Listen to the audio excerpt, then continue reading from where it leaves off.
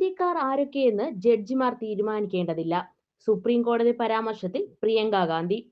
Rahul ഗാന്ധിക്കെതിരായ supreme കോടതിയുടെ പരാമർശത്തിൽ ശക്തമായി തിരിച്ചടിച്ച് പ്രിയങ്ക ഗാന്ധി. യഥാർത്ഥ ഇന്ത്യക്കാർ ആരെന്ന് ജഡ്ജിമാർ തീരുമാനിക്കേണ്ടതില്ല എന്നും കോടതി പരാമർശത്തോട് ബഹുമാനത്തോടെ വിയോജിക്കുന്നുവെന്നും പ്രിയങ്ക ഗാന്ധി വ്യക്തമാക്കി. സർക്കാരിനെ ചോദ്യം ചെയ്യുകയാണ് പ്രതിപക്ഷത്തിന്റെ കടമ. പ്രതിപക്ഷ നേതാവ് എന്ന നിലയിൽ രാഹുലും അതാണ് ചെയ്തതെന്നും സൈന്യത്തെ അപമാനിക്കുന്ന തരത്തിൽ യാതൊന്നും രാഹുൽ ഗാന്ധി പറഞ്ഞിട്ടില്ല എന്നും പ്രിയങ്ക ഗാന്ധി കൂട്ടിച്ചേർത്തു. ചൈന ഇന്ത്യയുടെ ഭൂപ്രദേശം കയ്യേറിയെന്ന രാഹുലിന്റെ ആരോപണത്തിനെതിരെയായിരുന്നു സുപ്രീം കോടതിയുടെ കടുത്ത വിമർശനം. 2022 ഡിസംബർ മാസത്തിൽ നടത്തിയ ഭാരത് ജോഡോ യാത്രയ്ക്കിടെ രാഹുൽ ഗാന്ധി ഉന്നയിച്ച ചില ആരോപണങ്ങളായിരുന്നു മാനനഷ്ട കേസിലേക്ക് നയിച്ചത്.